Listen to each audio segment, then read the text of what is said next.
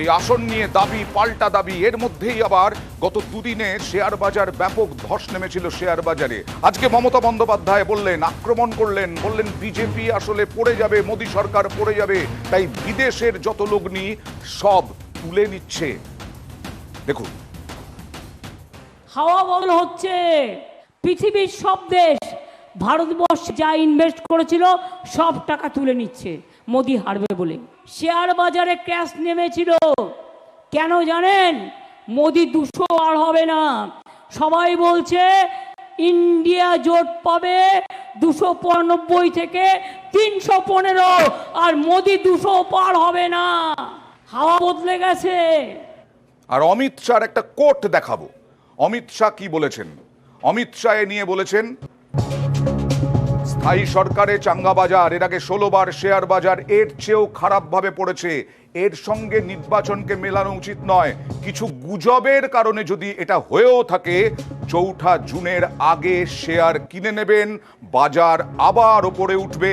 স্থায়ী সরকার এলে শেয়ার বাজার ওপরে উঠবে, 400 পার হবে, মোদিজির স্থায়ী সরকার আসবে, তাই শেয়ার বাজারও ওপরে উঠবে। অমিত শাহর এই কোট।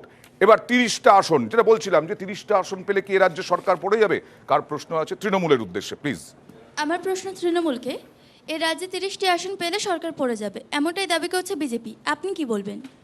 আমি প্রথম যেটা বলবো, মানুষ যদি অতীত থেকে শিক্ষা না নেয়, আমি বলতে বাধ্য হচ্ছি তাকে বাংলা ভাষায় নির্লজ্জ বলে।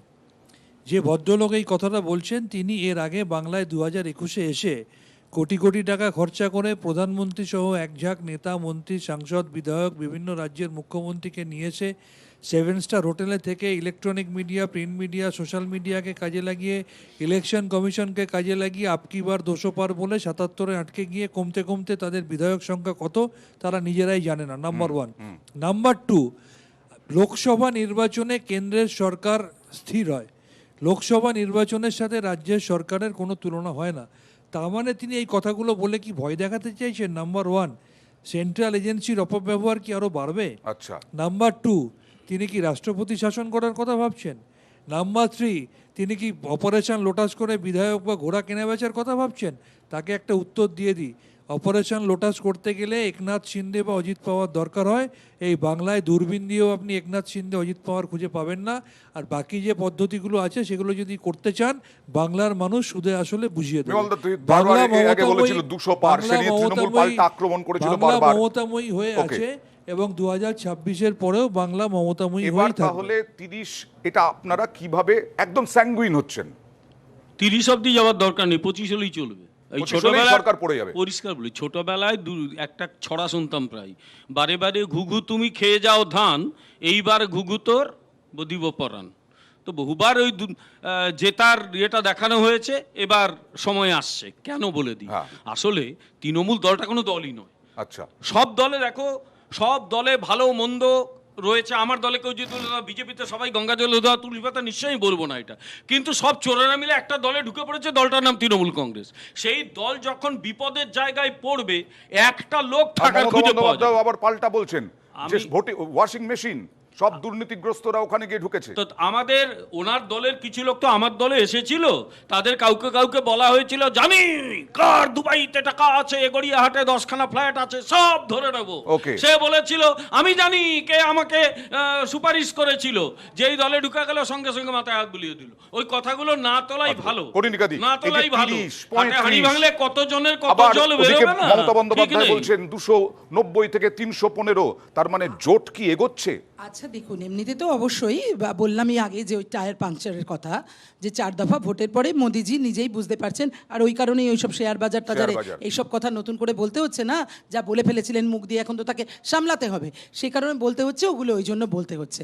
ওনারা একজন বলছেন আর একজন মেরামত করতে চেষ্টা করছেন, আসলে তাই, আসলে সেটা।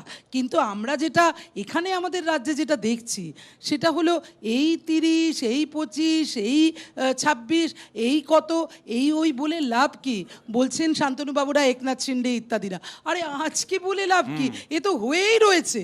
আপনি দেখুন কারা রায়গঞ্জের কৃষ্ণ কল্যাণী বিজেপির বিধায়ক তৃণমূলের সাংসদ হয়ে দাঁড়িয়েছেন, বিশ্বজিৎ দাস বাগদার বিজেপির বিধায়ক ছিলেন, তৃণমূলের সাংসদ হয়ে দাঁড়িয়েছেন, আর অর্জুন সিং যিনি একটা রিল উঠিয়ে আর একটা রিল নামানেন তাকে শান্তনু বিজেপির থেকে একটু দাঁড় জবাব নিয়ে করাতে নিই, হলো। তারপরে আমি আসবো। তাহলে ওরা কারা? এরা যারা তৃণমূল Okay, তারা বিজেপি বেশ। নিয়ে ওই দলবদ্ধদের নিয়ে ওরা চলছে। আমি কনিনিকে দিকে খালি বলবো, একজন শিলিগুড়ির বিধায়ক আছেন যার হাতে এখনো চেগোয়েবারার কি বলে না, হাতে কার্টুন না কি লাগায়, ট্যাটো আরে করা সেই আছে। তো এরকম একটা সেই দুটো আমরা শঙ্কর সঙ্গে ঘোষ, সঙ্গে দল থেকে সেই বহিষ্কার শঙ্কর করেছি। ঘোষ কোথায় আছে? আপনারা তো সেই শঙ্কর ঘোষ যেদিন এখন কোথায় নমিনেশন আছে? দিতে যাচ্ছে সেটা আপনি একটু সেদিন বলুন। পর্যন্ত হয়নি। সেই শঙ্কর ঘোষ সেদিন কোথায় আছে পর্যন্ত আপনি সেটা বলুন। তৃণমূলের মুখে আর এই কথা মানায় না সেই রোজ। শঙ্কর ঘোষ কোথায় আজকে আছে একবার বলুন। যাচ্ছে একবার আর আসছে, BJP একবার কে যাচ্ছে আমি একবার বলি, আসছে। BJP তারপরে কি করে উচ্ছিষ্ট ওরা লোক- বলতে ওকে, আমি পারে আসবো। জানি না। তৃণমূলের প্রতিদিন উচ্ছিষ্ট দল লোক বদলাচ্ছে, নিয়ে তো প্রতিদিন ট্রেন্ড দেখলাম এবার। দল বদলুদের নিয়েই শান্তনু করে দা, এবার উঠছে। একটা ট্রেন্ড দেখলাম,